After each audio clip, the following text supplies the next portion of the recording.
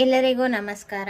ನಾನು ಈ ದಿನ ಸೀಮೆ ಬದನೆಕಾಯಿ ತೋರಿಸ್ತಾ ಇದ್ದೀನಿ. ಇದು 1 kgಗೆ 4 ಬಂದಿದೆ. ಇದು 1 2 3 ಇದು ಮೂರದ್ದು ಸಿಪ್ಪೆ ಒಂದು ಸ್ವಲ್ಪ ಹಾರ್ಡ್ ಇದೆ. ಇದು ಒಂದು ಸ್ವಲ್ಪ ತುಂಬ ಎಳೆದಿದೆ. ಸಿಪ್ಪೆ ತುಂಬ ಎಳೆದಿದೆ ನೋಡಿ, ಹಿಂಗಂದ್ರೆ ಹೋಗುತ್ತೆ. ಇದು ಒಂದು ಸ್ವಲ್ಪ ಹಾರ್ಡ್ ಇದೆ. ಇದು 3 ಸಾಂಬಾರಿಗೆ ಬಳಸ್ಕೊಳ್ತಾ ಇದ್ದೀನಿ ಇವತ್ತು. ಇದು ನೋಡಿ, ಸಿಪ್ಪೆ ಸಮೇತ ಹಾಕ್ಬಿಟ್ಟು ಬಜ್ಜಿ ಮಾಡ್ತಾ ಇದ್ದೀನಿ. ಗಟ್ಟಿಗೆ ಮಾಡಿದರೆ ಚಟ್ನಿ ಆಗುತ್ತೆ, ಬಜ್ಜಿ ಹದಕ್ಕೆ ಮಾಡಿದರೆ ಬಜ್ಜಿ ಆಗುತ್ತೆ. ಇದು ಮುದ್ದೆಗೆಲ್ಲ ತುಂಬ ಚೆನ್ನಾಗಿರುತ್ತೆ. ಅನ್ನಕ್ಕೆ, ಮುದ್ದೆಗೆ ನಾವು ಚಟ್ನಿ ಥರ ಮಾಡ್ಕೊಂಡ್ರೆ ದೋಸೆ, ಚಪಾತಿ ಎಲ್ಲದಕ್ಕೂ ಚೆನ್ನಾಗಾಗುತ್ತೆ. ಇದು ಸೀಮೆ ಬದನೆಕಾಯಿನ ನೀಟಾಗಿ ತೊಳ್ಕೊಂಡ್ಬಿಟ್ಟು ಸಿಪ್ಪೆ ಸಮೇತ ಹೆಚ್ಕೊಂಡು ರೆಡಿ ಮಾಡ್ಕೊಳ್ತೀನಿ. ಈಗ ನೋಡಿ, ನೀಟಾಗಿ ತೊಳ್ಕೊಂಡಿದ್ದೀನಿ. ಏನಾದರೂ ನೋಡಿ, ಈ ಥರ ಸಂದಿನಲ್ಲಿ ಮೂಲೆಯಲ್ಲಿ ಏನಾದರೂ ಮಣ್ಣಿನ ಅಂಶ ಅಥವಾ ಏನಾದರೂ ಕೂತಿದ್ರೆ ಅದು ಮಾತ್ರ ತೆಕ್ಕೊಂಡಿದ್ದೀನಿ. ನಾನು ಇದನ್ನು ಸಿಪ್ಪೆ ಏನು ಹೆಚ್ಚೋದಿಲ್ಲ. ಈ ತೊಟ್ಟಿನ ಹತ್ರ ಎಷ್ಟು ತೆಕ್ಕೊಳ್ತೀನಿ.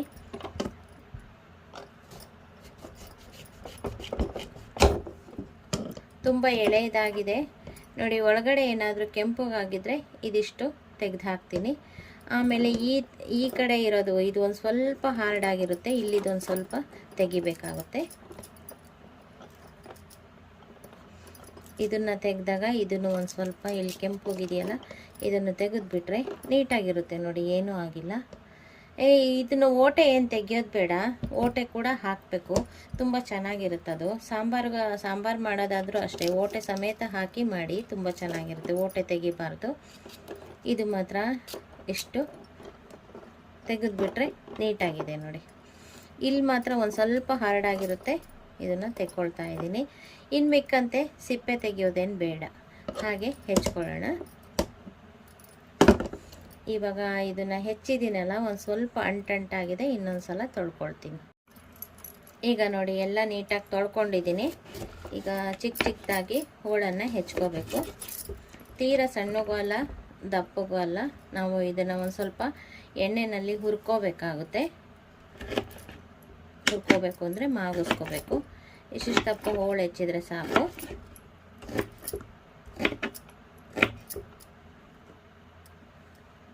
ನೋಡಿ, ಇದೆರಡು ಇದನ್ನು ಇಷ್ಟಿಷ್ಟು ದಪ್ಪ ಹೋಳು ಹೆಚ್ಚುತ್ತೀನಿ. ಅಕಸ್ಮಾತ್ ಏನಾದರೂ ಬೇಡವಾಗಿದ್ದೇನಾದರೂ ಕಲೆ ಬಲೆ ಅಥವಾ ಒಂದು ಸ್ವಲ್ಪ ಕೆಂಪುಗಾಗಿದ್ದರೆ ತೆಗೆದು ಹಾಕೋಣ.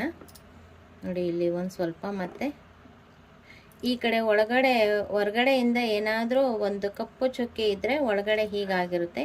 ಇದು ಒಂದು ಸ್ವಲ್ಪ ತೆಗೆದುಬಿಟ್ರೆ ಆಯಿತು, ಏನೂ ಆಗಿರೋದಿಲ್ಲ ನೋಡಿ, ಚೆನ್ನಾಗಿದೆ. ಇದೆರಡನ್ನು ಈ ರೀತಿ ಹೆಚ್ಕೊಳ್ತೀನಿ ನೋಡಿ. ಈ ರೀತಿ ಹೋಳುಗಳನ್ನು ಹೆಚ್ಕೊಂಡು ರೆಡಿ ಮಾಡ್ಕೊಳ್ತೀನಿ ಎರಡನ್ನು. ನೋಡಿ, ಒಂದು ಸೀಮೆ ಬದನೆಕಾಯಲ್ಲಿ ಹೆಚ್ಕೊಂಡಿದ್ದು ಹೋಳು ಇಷ್ಟಾಗಿದೆ. ಇದಕ್ಕೆ ಒಂದು ಸ್ವಲ್ಪ ಹಸಿ ಕರಿಬೇವು ಇಟ್ಕೊಂಡಿದ್ದೀನಿ, ಒಂದು ಸ್ವಲ್ಪ ಕೊತ್ತಂಬರಿ ಸೊಪ್ಪು ಇಟ್ಕೊಂಡಿದ್ದೀನಿ. ಇದ್ರ ಜೊತೆಗೆ ನೋಡಿ, ಒಂದು ಅರ್ಧ ಹೋಳು ತೆಂಗಿನಕಾಯಿ ತುರಿದಿಟ್ಕೊಂಡಿದ್ದೀನಿ ನೋಡಿ. ಒಂದು 5-6 ಹಸಿರು ಮೆಣಸಿನ್ಕಾಯಿ ಇಟ್ಕೊಂಡಿದ್ದೀನಿ. ಹಸಿರು ಮೆಣಸಿನ್ಕಾಯಿ ಮಾತ್ರ ನಿಮ್ಮನೆ ಖಾರಕ್ಕೆ ಅನ್ವಯಿಸಿ ಹಾಕ್ಕೊಳ್ಳಿ. ಒಂದು ಸೀಮೆ ಬದನೆಕಾಯಿನ ಬಜ್ಜಿ ಮಾಡ್ತಿರೋದು ನಾನು ನೋಡಿ. ಹುಣಸೆ ಹಣ್ಣನ್ನು ನೆನೆಹಾಕಿಟ್ಕೊಂಡಿದ್ದೀನಿ. ಮತ್ತು ಹುರ್ಗಡ್ಲೆ ತೊಗೊಂಡಿದ್ದೀನಿ 2 ಸ್ಪೂನು ಹುರ್ಗಡ್ಲೆ, 1 ಸ್ಪೂನಷ್ಟು ಶೇಂಗಾ ಬೀಜ, ಮತ್ತು ರುಚಿಗೆ ತಕ್ಕಷ್ಟು ಉಪ್ಪು, ಒಂದು ಸ್ವಲ್ಪ ಬೆಲ್ಲ. ಇದಿಷ್ಟನ್ನು ರೆಡಿ ಮಾಡ್ಕೊಂಡಿದ್ದೀನಿ. ಇವಾಗ ಹುರ್ಕೋಬೇಕು ಮೆಣಸಿನ್ಕಾಯಿ ಮತ್ತು ಸೀಮೆ ಬದನೆಕಾಯಿ, ಏನೇನು ಹುರ್ಕೋಬೇಕು ಇದರಲ್ಲಿ ಅಂತ ಹೇಳ್ತೀನಿ. ಹುರ್ಗಡ್ಲೆ ಹಾಗೆ ಹಾಕ್ಕೊಂಡ್ರೆ ಶೇಂಗಾ ಬೀಜನ ಹುರ್ಕೋಬೇಕಾಗುತ್ತೆ. ಈಗ ಫಸ್ಟ್ ಹುರ್ಕೊಳ್ಳೋಣ ನೋಡಿ. ಗ್ಯಾಸ್ ಹಚ್ಚಿ ಒಂದು ಕಡಾಯಿ ಇಟ್ಟಿದ್ದೀನಿ.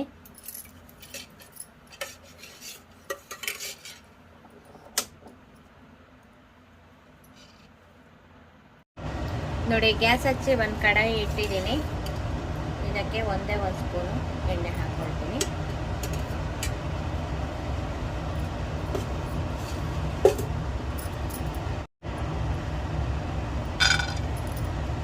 ನೋಡಿ, ಒಂದು 10-15 ಕಾಳಿರ್ಬೋದಷ್ಟೇ. ಶೇಂಗಾ ತಗೊಂಡಿದ್ದೀನಿ, ಅದನ್ನು ಹಾಕ್ಕೊಂಡಿದ್ದೀನಿ. ಹುರ್ಗಡ್ಲೆ ಏನು ಉರಿಯೋದು ಬೇಡ, ಈ ಶೇಂಗಾ ಹುರಿದ್ರೆ ಸಾಕು. ಇದ್ರ ಜೊತೆಗೆ ಹಸಿರು ಮೆಣಸಿನ್ಕಾಯಿನ ಮುರಿದು ಹಾಕ್ಕೊಂಡಿದ್ದೀನಿ.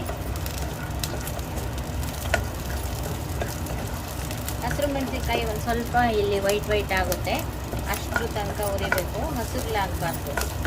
ಚೆನ್ನಾಗಿ ಹುರ್ಕೋಬೇಕು ಹಸಿರು ಮೆಣಸಿನ್ಕಾಯಿ, ಆವಾಗಲೇ ಚೆನ್ನಾಗಾಗೋದು.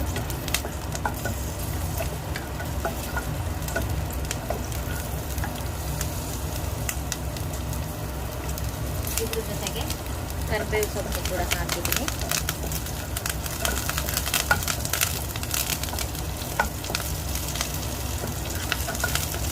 ಈಗ ನೋಡಿ ಹಸಿಮೆಣಸಿನ್ಕಾಯಿ ವೈಟ್ ಆಗಿದೆ.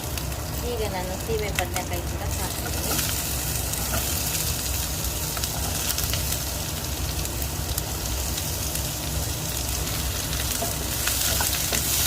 ಇದು ಸೀಮೆ ಬದನೆಕಾಯಿನಲ್ಲಿ ತುಂಬ ನೀರಿನ ಅಂಶ ಇರುತ್ತೆ.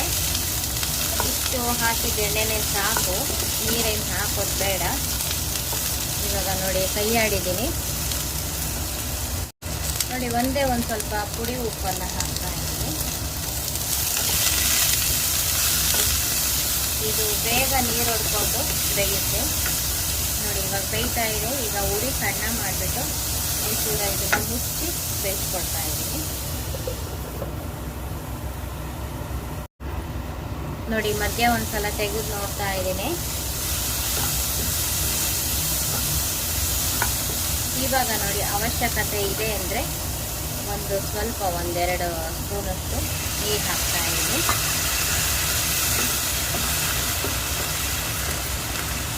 ಈಗ ನೋಡಿ ಇದು ಬೇಯ್ಕೊಳ್ಳಿ. ಫುಲ್ ಮೆತ್ತಗೇನಲ್ಲ, ಮುಕ್ಕಾಲು ವಾಸಿ ಬೆಂದರೂ ಸಾಕು, ಬೇಗ ಬೇಯ್ಕೊಳ್ಳುತ್ತೆ. ನೋಡಿ ಇವಾಗ ತೆಗೆದಿದ್ದೀನಿ.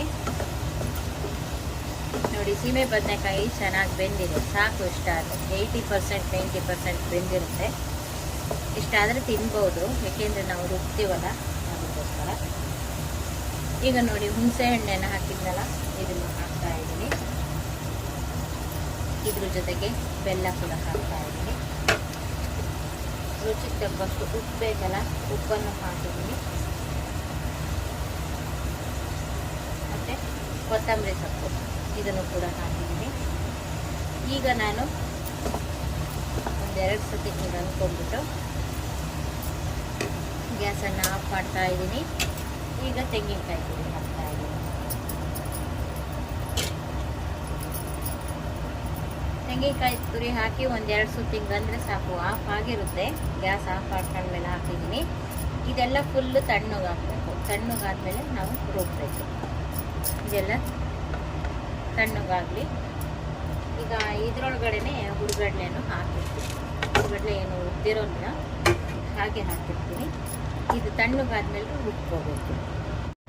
ನೋಡಿ ಈಗ ಹುರಿದಿದ್ದನ್ನೆಲ್ಲ ಒಂದು ತಟ್ಟೆಗೆ ಬಗ್ಗಿಸ್ಕೊಂಡಿದ್ದೀನಿ, ಬೇಗ ತಣ್ಣಗಾಗುತ್ತೆ ಅಂತ. ಈಗ ಇದೇ ಬಾಣಲೆ ಇಟ್ಕೊಂಡ್ಬಿಟ್ಟು ಒಂದು ಒಗ್ಗರಣೆ ಮಾಡಿ ಇಟ್ಕೊಳ್ಳೋಣ. ರುಬ್ಬೋದಕ್ಕಿಂತ ಮುಂಚೆನೇ ಒಂದು ಒಗ್ಗರಣೆ ಮಾಡಿ ಇಟ್ಕೊಂಡ್ಬಿಟ್ರೆ ನಾವು ರುಬ್ಬಿ ಹಾಕೋ ಅಷ್ಟೊತ್ತಿಗೆ ಇದು ತಣ್ಣಗಾಗುತ್ತೆ. ನಾವು ಇದನ್ನು ಮತ್ತೇನು ಕುದಿಸೋದಿಲ್ಲ, ಆದ್ದರಿಂದ ಈಗ ಫಸ್ಟ್ ಒಗ್ಗರಣೆ ಮಾಡ್ಕೊಳ್ತಾ ಇದ್ದೀನಿ. ನೋಡಿ ಒಗ್ಗರಣೆಗೆ ಅಂತ ಒಂದು ಸ್ವಲ್ಪ ಕರಿಬೇವು ಮುರಿದಿಟ್ಕೊಂಡಿದ್ದೀನಿ, ಒಣಮೆಣಸಿನ್ಕಾಯಿ 3 ಮುರಿದಿಟ್ಕೊಂಡಿದ್ದೀನಿ, ಸಾಸಿವೆ, ಉದ್ದಿನಬೇಳೆ ಮತ್ತು ಪುಡಿ ಹಿಂಗನ್ನು ಹಾಕ್ತಾ ಇದ್ದೀನಿ.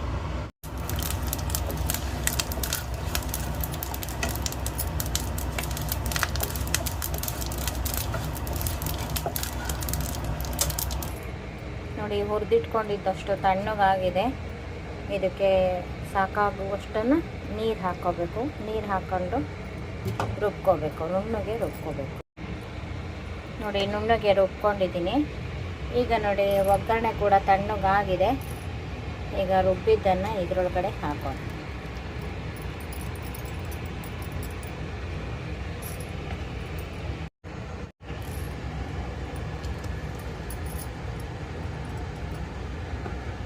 ನೋಡಿ ಇದು ಗಟ್ಟಿಗೆ ಇದೆ, ಇನ್ನೂ ಒಂದು ಸ್ವಲ್ಪ ನೀರು ತೊಳೆದು ಹಾಕ್ತೀನಿ.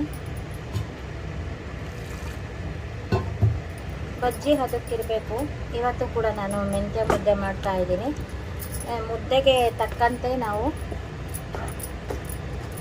ನೀರು ಹಾಕಿ ಹೆಚ್ಚಿಸ್ಕೋಬೇಕು.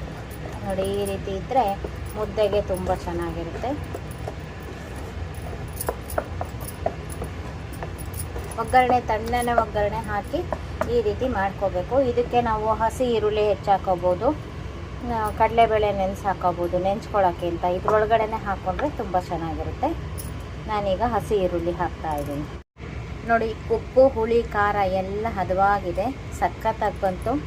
ಈಗ ನಾನು ಲಾಸ್ಟಿಗೆ ಒಂದು ಸ್ವಲ್ಪ ಈರುಳ್ಳಿನ ಸಣ್ಣದಾಗಿ ಹೆಚ್ಚಿ ಹಾಕ್ತಾ ಇದ್ದೀನಿ ಉದ್ದುದ್ದಕ್ಕೆ. ಈ ಈರುಳ್ಳಿನೂ ಕೂಡ ಬಜ್ಜಿನಲ್ಲಿ ತುಂಬ ಚೆನ್ನಾಗುತ್ತೆ. ಮುದ್ದೆಗಂತೂ ಹೇಳಿ ಮಾಡಿಸ್ದಂಗಿರುತ್ತೆ. ಚಪಾತಿ ರೊಟ್ಟಿ ಎಲ್ಲ ತಿನ್ಬೋದು. ಬಿಸಿ ಬಿಸಿ ಅನ್ನಕ್ಕೆ ಒಂದು ಚಮಚ ತುಪ್ಪ ಹಾಕ್ಕೊಂಡು ಈ ಬಜ್ಜಿ ಹಾಕೊಂಡು ಕಲಿಸ್ಕೊಂಡು ತಿಂದರೆ ಇನ್ನೂ ಚೆನ್ನಾಗಿರುತ್ತೆ. ನೋಡಿ, ಇದರ ಅನುಕೂಲ ಕೂಡ ಪಡ್ಕೊಳ್ತೀರಾ ಅಂತ ನಾನು ಈ ವಿಡಿಯೋ ಮಾಡಿ ತೋರಿಸಿದ್ದೀನಿ. ಈ ವಿಡಿಯೋ ನಿಮಗೂ ಇಷ್ಟ ಆಗಿದ್ದರೆ ಲೈಕ್ ಮಾಡಿ, ಶೇರ್ ಮಾಡಿ ಮತ್ತು ನಮ್ಮ ಚಾನಲ್ಗೆ ಇದುವರೆಗೂ ಸಬ್ಸ್ಕ್ರೈಬ್ ಆಗಿಲ್ಲ ಅಂದರೆ ಈ ಕ್ಷಣದಿಂದ ಸಬ್ಸ್ಕ್ರೈಬ್ ಆದರೆ ನಿಮ್ಮ ದಿನನಿತ್ಯದ ಅನುಕೂಲಕ್ಕೆ ಬರುವಂತಹ ವಿಡಿಯೋಗಳನ್ನೇ ನಾನು ಮಾಡ್ತಾ ಇರ್ತೀನಿ. Thank you for watching.